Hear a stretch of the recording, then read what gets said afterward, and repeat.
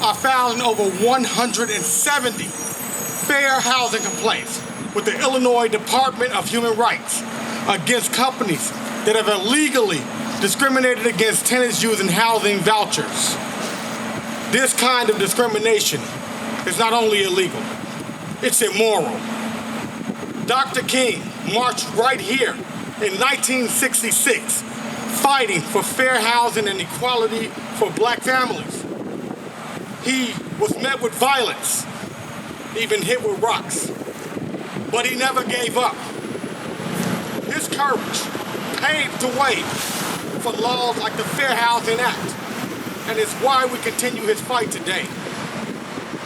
This isn't just about housing. It's about dignity and opportunity for black families and brown families who have long faced barriers to safe, affordable homes. Let me be clear. Discrimination against tenants with housing vouchers is racial discrimination. Over 65% of voucher holders are people of color. And when landlords turn them away, they're shutting the door on black and brown families, black and brown children, our children. We've seen this kind of discrimination from some of the largest real estate companies in the country, and it's unacceptable. Housing is a human right, and we won't tolerate these injustices any longer. As chairman of the Senate Black Caucus, I'm committed to fighting these injustices. These filings are a step toward accountability, but we need to keep going. We must all work together to dismantle the systems that keep our neighborhoods segregated and particularly hold black families back to the landlords and companies out there. Follow the law. Treat tenants fairly.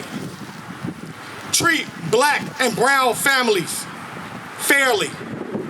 Our families deserve the same respect and opportunities as everyone else. Dr. King showed us that change is possible, but it takes action. Today, again, we're taking that action. And we won't stop until every family, regardless of their income, regardless of their color, has a fair chance at housing. Today we've filed 176 fair housing complaints. We believe this is the largest housing discrimination action in Illinois history, particularly in terms of the number of defendants. HRI filed these complaints with the Illinois Department of Human Rights. That's the state agency that enforces the Illinois Human Rights Act. Now, in 2022, the state amended the Illinois Human Rights Act to make it illegal for real estate companies, brokers, and landlords to discriminate against tenants with housing vouchers based on their source of income. Voucher programs nationally provide housing assistance to millions of low-income families, but if landlords won't accept the vouchers, it's impossible for many low-income families to find affordable housing. And when those low-income families can't find housing, they're more likely to be homeless. This causes enormous harm, and it's a tragedy for those families, but it also hurts taxpayers, the city of Chicago, and the whole state. Now, although Illinois law is very clear, many real estate companies and professionals and landlords have disregarded state law by refusing to rent to families who rely on housing vouchers to pay the rent. In response to this problem, HRI launched a 9-month undercover operation where their team of undercover investigators posed as tenants with housing vouchers and texted hundreds of real estate companies across Chicago to see if they would accept their housing vouchers or not. Now, HRI found 36% of the time landlords and brokers told HRI's undercover investigators they would not accept housing vouchers from the applicant. And as HRI alleges in the complaints filed today, that discrimination and the denial of housing is a clear violation of state law. The goal of today's historic filing is simple: to ensure that all real estate companies, brokers, and agents and landlords follow the law going forward and stop discriminating against families who rely on housing vouchers. On this MLK Day, we were reminded of the undercover housing testing that Dr. King and his organizer did here in Chicago and across the country to combat housing discrimination and racial segregation. The same type of housing testing that HRI has deployed to shine a bright light on the source of income discrimination that's all too common here in Chicago.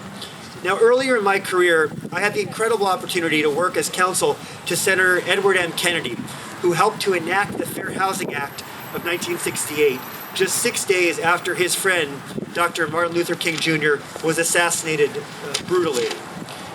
Shortly before Senator Kennedy's death, he shared the following call to action that I'd like to share with everyone here today. Now, for all of my years in public life, I believed that America must sail towards the shores of liberty and justice for all. There is no end to that journey, only the next great voyage. We know the future will outlast all of us, but I believe that all of us will live on in the future we make. So on this MLK Day, let's never forget that we must organize for laws that better reflect our values, but even great laws don't guarantee progress or equality. That progress and equality can only happen when the law is enforced and consciousness is raised, and that's what we're here doing today. As we gather here in observance of Dr. Martin Luther King Jr.'s legacy, we are reminded of his vision, a society where every individual, regardless of race, ethnicity, or background, can live with dignity and opportunity. Today, as we reflect on his words and actions, we also acknowledge that the fight for equality is far from over. One of the most pressing issues we continue to face as a nation and in our state is the fight for equal housing rights. Housing is not just a place to live. It is a foundation upon which families build their lives, pursue education, create wealth, and achieve the American dream. Our Black and brown communities continue to face discrimination and exclusion in the housing market.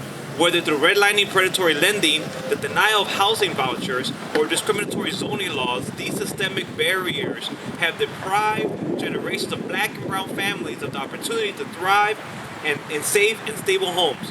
Dr. King understood that the struggle for equality cannot be separated from the fight for economic opportunity and social justice. That's why we must act now. Housing is a human right. We must eliminate discriminatory practices and ensure that every family has access to safe, affordable, and quality housing.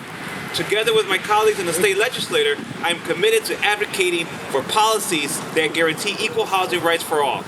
It is time to bridge the gaps that divide us and create a future where everyone can live in dignity. We owe that to Dr. King and to the generations to come. I congratulate and thank you, Senator, for bringing this, because every day our caseworkers are having problems trying to elevate our people who need the most help. And so we say to the corporations, to the real estate offices that do not value Section 8, I say, as if today is Dr. King's day, he said that if you cannot fly, then you must run. If you can't run, then you must walk. If you can't walk, then you must crawl. Whatever you do, keep moving forward. And so we must keep moving forward for you to continue the great work in keeping this alive, because he said injustice anywhere is an injustice everywhere. Keep up the work. Keep hope alive. Thank you. As you've heard, for much of the 20th century, Black and brown Americans were systemically deprived of sufficient quality housing because they were routinely and openly excluded from living in certain areas. Discrimination, intimidation, exclusion, and violence segregated and relegated Black and brown people to low-income areas with poor quality housing. But on this day of commemoration of the legacy of Dr. King, there are so few who are familiar with the pivotal role that he played in the fair housing movement and his advocacy in Chicago, which you've heard about. That's why it's so poignant for all of us to be here in Market Park, the site of the Market Park March, where he described as the first step on a 1,000-mile journey. 60 years later, we find ourselves still fighting to protect our most vulnerable citizens from discrimination in housing. At the Shriver Center, we work to ensure that everyone has access to quality, affordable housing, regardless of source of income, race, or criminal record background. We joined 21 other states and over 100 cities in ending this source of income discrimination. And we led a coalition with many of our partners here to end source of income discrimination in Illinois, making source of income discrimination a civil rights violation. But as you've also heard, there continues to be this deeply troubling and elaborate policy and practice of discriminating on the basis of source of income, particularly the use of housing vouchers. But as you heard earlier, the Housing Voucher Program was the largest federal housing program with over 5 million people and 2.4 million low-income families using vouchers.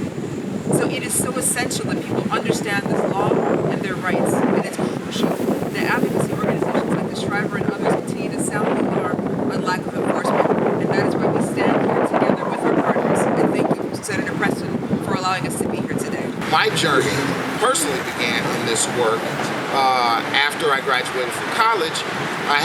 Was fortunate to work for the Leadership Council for Metropolitan Open Communities, the fair housing organization that was founded here in Chicago by Reverend Dr. Martin Luther King, the man that we honor on this day of service.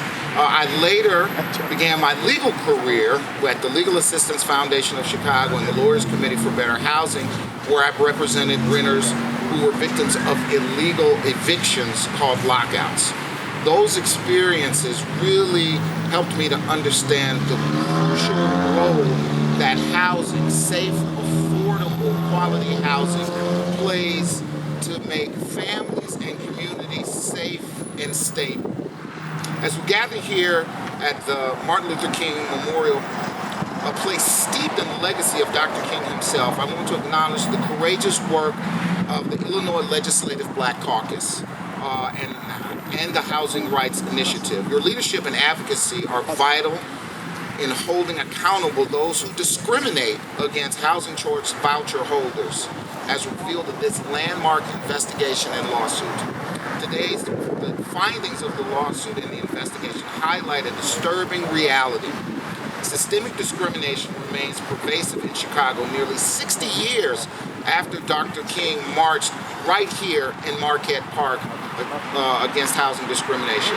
While others have rightly emphasized the scope and implications of this investigation and lawsuits, I also want to focus on what this moment calls us to.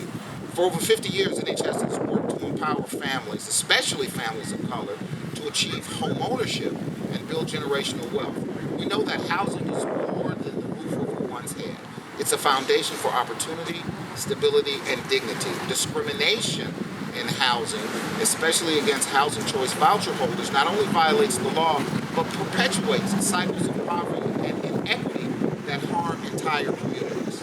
Dr. King's vision of fair housing, enshrined in the Fair Housing Act of 1968, was a bold step forward.